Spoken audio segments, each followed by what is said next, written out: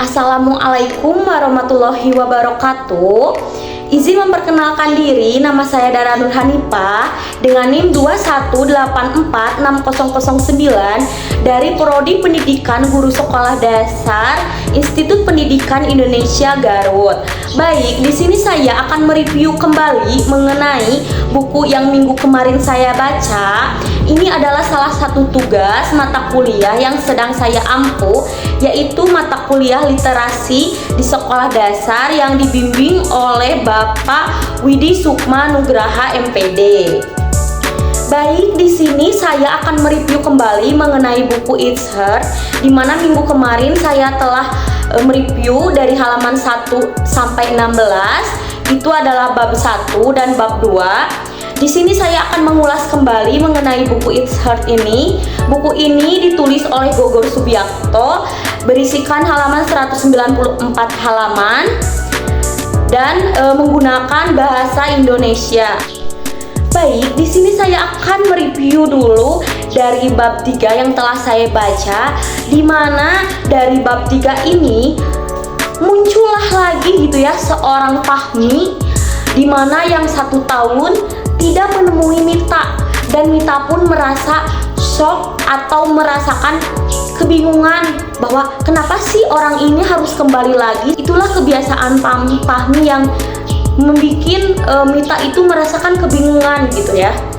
Lalu keesokan harinya, seorang temannya itu, Pera, menghampiri Mita. Dia berkata, "Mita, kemana hari kemarin kamu?" Mita pun berkata seperti ini, "Kemarin saya langsung pulang dan saya menutup ponsel." Mita hanya berbicara seperti itu kepada Pera.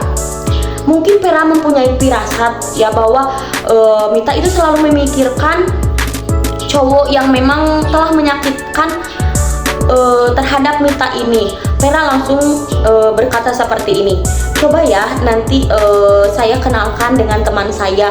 Kamu harus bisa move on dari cowok yang telah membuat kamu sakit, merasakan sakit. Kamu harus bisa bangkit kembali." Pera itu selalu menyemangati Mita. Mita pun berpikir seperti ini, wah, memang teman saya ini mempunyai niat yang bagus untuk saya. Tetapi Mita juga merasakan kebingungan karena dari hari kemarin pun dia bertemu kembali dengan Fahmi. Fahmi menghampiri dirinya dan Mita pun merasa kebingungan. Dia hanya diam saja, tidak menjawab apa-apa kepada Pera. Dan Pera pun selalu menyemangati Mita. Dia ingin memperkenalkan juga temannya kepada Mita. Pera pun selalu menyemangati Mita. "Nanti ya saya kenali kamu dengan seseorang cowok. Kamu itu harus bisa move on. Kamu harus bisa melihat ke depan bahwa masih banyak cowok yang lain." Pera, disitulah dari bab 3 itu kita mempunyai pelajaran bahwa seorang teman itu memang sangat berarti bagi diri kita, dapat merubah pola pikir kita terhadap sesuatu hal gitu ya. Mungkin tetapi dari cerita buku ini tidak semudah itu ya, karena Mita mempunyai kisah yang sangat mendalam dengan Fahmi. Baik, di sini saya akan mereview bab 4, di mana saya telah mereview bab 3 ya. Bab 4 ini banyak kesan-kesan yang mendalam bagi Mita, di mana pada suatu hari Mita sedang berjalan dengan saudaranya. Mita melihat Fahmi sedang duduk di bawah pepohonan yang sangat rindang, yang sangat sejuk itu.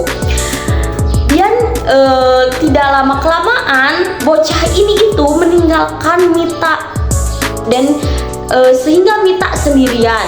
Lalu dia berkata seperti ini, "Apakah itu Fahmi yang sedang duduk di kursi?"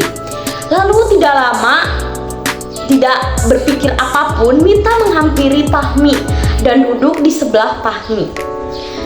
Tidak lama kelamaan, suasana hening. Fahmi menanyakan sesuatu kepada Mita. "Tak, apakah kamu mempunyai pacar?" Mita pun tidak menjawab apapun.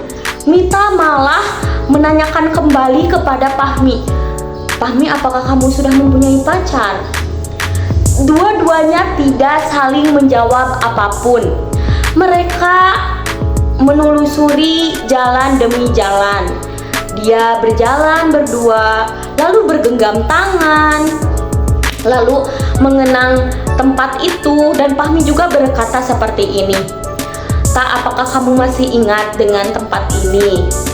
Lalu Mita pun melepaskan tangannya, dan tidak lama kelamaan hujan pun muncul. Hujan pun sangat deras dan mereka saling bertatapan gitu ya, bahwa hujan ini deras, dan Fahmi juga langsung memayungi Mita yang kehujanan itu. Mereka berada di suasana yang sangat romantis gitu ya, berada di dalam hujan gitu. Mereka sedang mengenang masa lalu mereka gitu ya, yang setelah 1 tahun mereka tidak bertemu sama sekali gitu ya. Baik, di sini juga saya mendapatkan pelajaran dari bab 4 ini, bahwa sesuatu hal itu atau sesuatu yang membuat kita sakit itu kita dapat tidak terlalu harus kita pikirkan, karena dunia itu berputar, karena kita tidak tahu ini kedepannya seperti apa. Apakah kita akan ditemukan dengan seseorang yang baru, apa dengan seseorang yang lama yang dapat membuat kisah kembali gitu kan.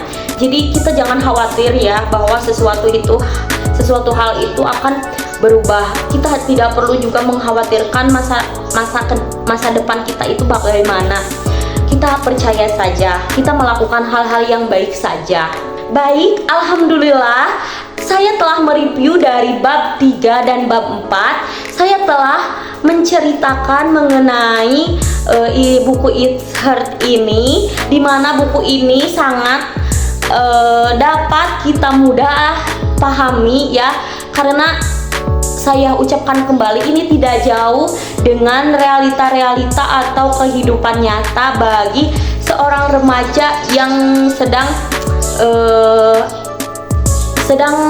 mempunyai rasa perasaan gitu ya dalam kehidupan sehari-harinya, dimana sesuatu yang bisa membuat dia itu mumet atau bagaimana gitu ya. Kita dapat membaca buku ini dan kita dapat terinspirasi dari buku ini juga gitu.